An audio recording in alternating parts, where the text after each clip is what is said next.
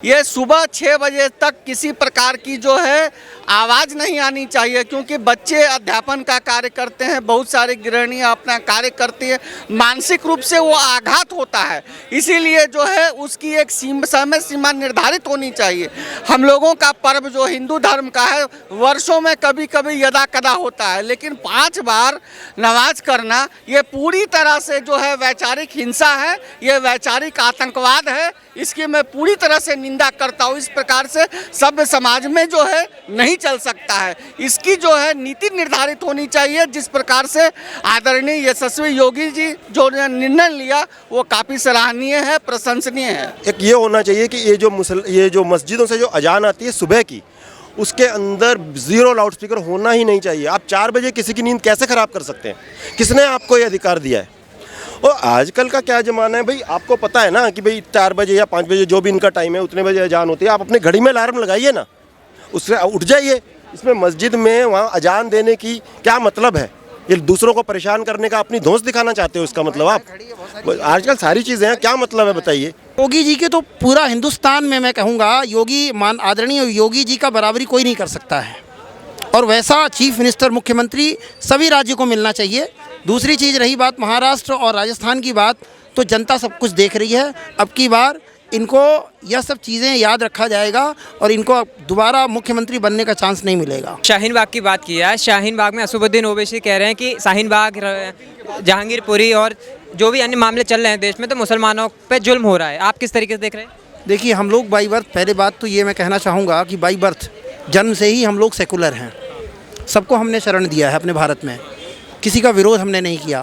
दूसरी चीज़ ये कहना चाहूँगा कि माननीय असदुद्दीन ओवैसी जी बहुत पढ़े लिखे हैं, हाईली क्वालिफाइड हैं, ठीक है। उनके भाई अकबरुद्दीन ओवैसी जी जो हैं किस तरह का जहर उगलते हैं, पहले उनको समझाएं वो। दूसरी चीज़, शाहीन बाग और जहांगीरपुरी वाली बात है, तो जो पत्थर वगैरह जो लोग चलाते हैं, जो भी असामाजिक तत्व हैं, उनको जाके पढ़ाते, उनको एजुकेट क्यों नहीं करते? उनको सिखाते क्यों नहीं कि भाई ये सब काम करना गलत है? सीधा किसी के ऊपर दोषारोपण करना यह गलत होता है। बस मैं यहीं तक कहना चाहूँगा। राजस्थान सरकार ने और महाराष्ट्र सरकार ने लाउड स्पीकर पे चुप्पी साधी हुई है। वहीं दूसरी ओर यूपी में योगी जी जो लाउड स्पीकर हटाने पर कार्रवाई कर रहे हैं, उसको आप किस तरीके से देख रहे हैं? उनके इस एक्शन को किस तरीके से देख रहे हैं? योगी जी के तो पूरा हिंदुस्तान में मैं कहूँगा आदरणीय योगी जी का बराबरी कोई नहीं कर सकता है। और वैसा चीफ मिनिस्टर, मुख्यमंत्री सभी राज्यों को मिलना चाहिए।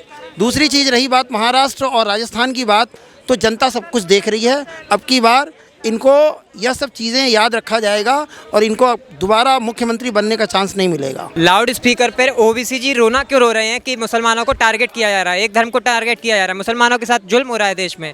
देखिए, ये एक प्रकार की एक वैचारिक हिंसा है। लोग कहते हैं कि केवल तुष्टीकरण किया जाता है। ये तुष्टीकरण नहीं है तो क्या है? ये तुष्टीकरण की पराकाष्ठा हो गई है। अब आप किसी धर्म को आप शिक्षित कीजिए कि हमारा एकेडमिक करियर कैसे ऊपर बढ़े, लोगों को रोज़गार किस प्रकार से बढ़े, रोज़गार का सृजन कैसे हो, लोगों को किस प्रकार से रोजी रोजगार को जो है सृजन किया जाए। लेकिन फिर वो हिंदू मुसलमान का मुद्दा लाते हैं। एक प्रकार से वो तुष्टीकरण की नीति है, सशक्तिकरण की नीति नहीं है। वो पूरी तरह से जो है सभ्य समाज के लिए स्वीकार्य नहीं है। मैं उसकी जो है वो नीति की कठोर रूप से निंदा करता हूँ। योगी जी जो एक्शन ले रहे हैं लाउड स्पीकर के ऊपर, आप किस नज़रिए से देख रहे हैं? निश्चित रूप से प्रशंसनीय कार्य है। उनकी जो जितनी भी सराहना की जाए कम है, क्योंकि एक ऐतिहासिक मुख्यमंत्री द्वारा एक ऐतिहासिक निर्णय, और मैं कहूँगा कि एक बुलडोजर एक राष्ट्रीय प्रतीक बन चुका है।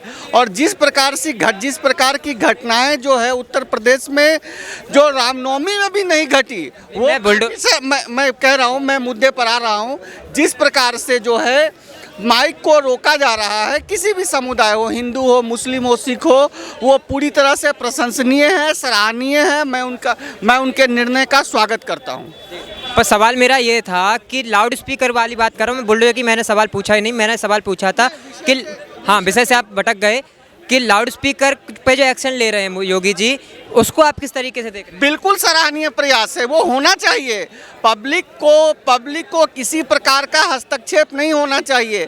ये सुबह 6 बजे तक किसी प्रकार की जो है आवाज़ नहीं आनी चाहिए, क्योंकि बच्चे अध्यापन का कार्य करते हैं, बहुत सारी गृहिणियाँ अपना कार्य करती हैं, मानसिक रूप से वो आघात होता है। इसीलिए जो है उसकी एक समय सीमा निर्धारित होनी चाहिए। हम लोगों का पर्व जो हिंदू धर्म का है, वर्षों में कभी कभी यदा कदा होता है, लेकिन 5 बार नमाज करना ये पूरी तरह से जो है वैचारिक हिंसा है, ये वैचारिक आतंकवाद है। इसकी मैं पूरी तरह से निंदा करता हूँ। इस प्रकार से सभ्य समाज में जो है नहीं चल सकता है। इसकी जो है नीति निर्धारित होनी चाहिए। जिस प्रकार से आदरणीय यशस्वी योगी जी जो निर्णय लिया वो काफ़ी सराहनीय है, प्रशंसनीय है। और लाउड स्पीकर की जहाँ तक बात आती है तो दोनों पक्षों में बंद होनी चाहिए।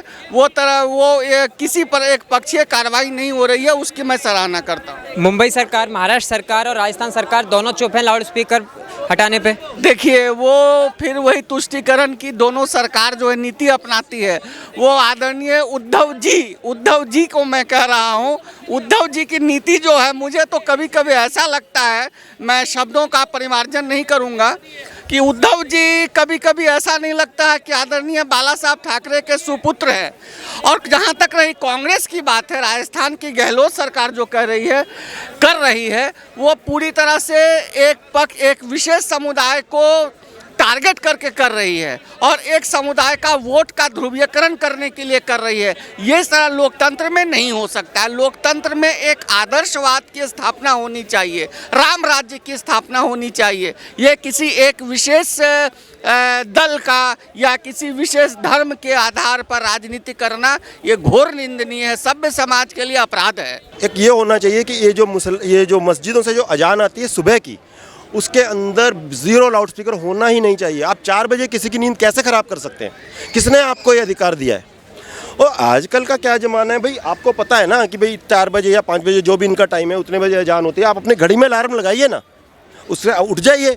इसमें मस्जिद में वहाँ अजान देने की क्या मतलब है? ये दूसरों को परेशान करने का, अपनी धौंस दिखाना चाहते हो इसका मतलब आप? आजकल सारी चीज़ें हैं, क्या मतलब है बताइए? और दूसरी बात, मतलब जैसा इनका होता है साल में 365 दिन और 5 टाइम, मतलब आप डिस्टर्ब करेंगे पब्लिक को। कभी कभार हो तो ठीक भी है, जैसे हमारे हिंदू धर्म के त्यौहार होते हैं, कभी कभी होते हैं। तो इसमें यह हो जाना चाहिए कि हर एक को साल में 15 दिन या 12 दिन की छूट दी जाए, और उसमें भी जो है रात के 11 से लेकर और सुबह 7 बजे तक कोई नहीं शोर शराबा होगा। उसके बाद सिर्फ साल में 15 दिन आप लाउड स्पीकर लगा सकते हो। उसमें भी ये शर्त होनी चाहिए कि उस ज़िले में कोई बच्चों के एग्ज़ाम नहीं होने चाहिए। तो उस तरीके से करके पूरा जो है एक पूरा शेड्यूल तैयार कर दिया जाए पूरे साल के लिए, बस बात ही ख़त्म हो जाएगी, है ना। यूपी में जिस प्रकार से योगी जी लाउड स्पीकर हटा रहे हैं मंदिरों से और मस्जिदों से, तो ये जो सख्त कार्रवाई जो कर रहे हैं, तो इसको आप किस तरीके से देख रहे हैं? ये बहुत ही अच्छा कदम है। हाँ, और आप बहुत ही अच्छा कदम है। और दूसरी बात मैं एक और आपको बोलना चाहूँगा, आपने ये कहा, मैं इसका जवाब देने से चूक गया। आपने कहा कि मैं ये अखिलेश यादव ने कहा ये कौन सी बड़ी बात है। मैंने आधा तो जवाब दिया कि आपके पिताजी नहीं कर पाए, आप नहीं कर पाए। आपके यहाँ तो जब आपको बंगले से निकाल रहे थे तो टोटियाँ और टाइलें तो चुरा के ले गए। ना मायावती मैडम कर पाई, ना कांग्रेस कर पाई। एक तो योगी जी ने करके दिखाया, वो भी बिना किसी खून खराबे के, बिना चूंचा किए, कि इन लोगों को भी संभाल लिया और हमारे हिंदू भाइयों को भी संभाल लिया। जो उनमें कोई 0.0001% कोई अतिवादी तत्व हो, तो बाकी हिंदू स्वभाव से बहुत शांत होता है, अहिंसक होता है, सभी धर्मों का आदर करने वाला होता है, उसको संस्कार ही ऐसे मिले होते हैं। हाँ, मैं ये कहना चाह रहा हूँ कि यदि ये छोटी सी बात है, बड़ी बात नहीं है, तो माननीय अखिलेश यादव जी, इसको आप जरा महाराष्ट्र में करके दिखवा लो, इसको जरा राजस्थान में करके दिखवा लो। वहाँ तो नवनीत राणा जी को बेचारी को खाली पीली खामा में जेल भेज दिया गया। वहाँ ये अपने राज ठाकरे जी इतनी मशक्क़त कर रहे हैं, तब भी उनकी बात को कोई मानने को तैयार नहीं है वहाँ की सरकार। तो करके दिखाइए ना, अगर बड़ी बात नहीं है महाराष्ट्र में करवाइए, फिर जरा जहाँ बीजेपी की सरकार नहीं करवा के दिखाइए, फिर हम देखते हैं। पश्चिम बंगाल में करवा के दिखाइए। आपने राजस्थान का नाम लिया, राजस्थान से याद आया कि राजस्थान में आज यूपी में जो है सब जगह से लाउड स्पीकर हट रहे हैं, लेकिन उसमें राजस्थान में अगर आज देखा जाए तो अजान के लिए लाउड स्पीकर स्पेशली लगाए गए हैं नमाज के लिए। इसको आप किस तरीके से देख रहे हैं? ये तो देखिए, अब साफ सी बात है, वही वाली बात हो गई। अब मैं सरदार वल्लभ भाई पटेल जी थे ना, उनका एक सेंटेंस दोहरा रहा हूँ। उन्होंने उस टाइम कहा था कि मुस्लिम भाइयों को सर चढ़ाया जा रहा है। उनका इशारा गांधी जी और कांग्रेस और नेहरू की तरफ था। अब यहाँ पे भी यही हो रहा है। अरे जब सारे देश में माहौल एक शांति की तरफ बढ़ रहा है, आप ज़बरदस्ती आप मुस्लिम भाइयों को उकसा रहे हो कि आप यहाँ सड़क पे नमाज़ पढ़ो और लाउड स्पीकर लगा के पढ़ो।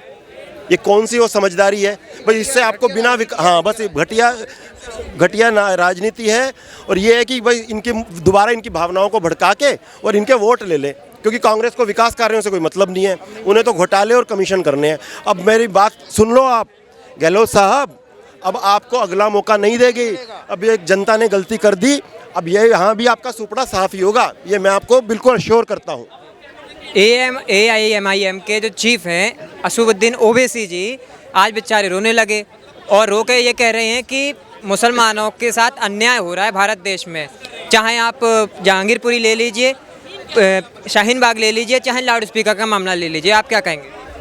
एक बात बताइए, शाहीन बाग में क्या था? शाहीन बाग में तो था भाई citizenship amendment act, CAA bill, NRC bill, उसके विरोध में वो ज़बरदस्ती बैठ गए थे। और वहाँ तो जो औरतें जब वो न्यूज़ चैनल वाले आते थे कुछ बोलने लगते थे, उन्हें पीछे से इशारे किए जाते थे कि नहीं नहीं नहीं, नहीं करके, मतलब ये सुनियोजित षड्यंत्र था, जिसको उर्दू में हम साजिश बोलते हैं। तो ये बहुत बड़ा षड्यंत्र था, ये हिंदुस्तान के खिलाफ गजवाए हिंद की साजिश लगती है स्पष्ट रूप से। तो अब मैं इस पे क्या बोलूँ? ये सब चीज़ें तो सख्ती से कुचलने की हैं।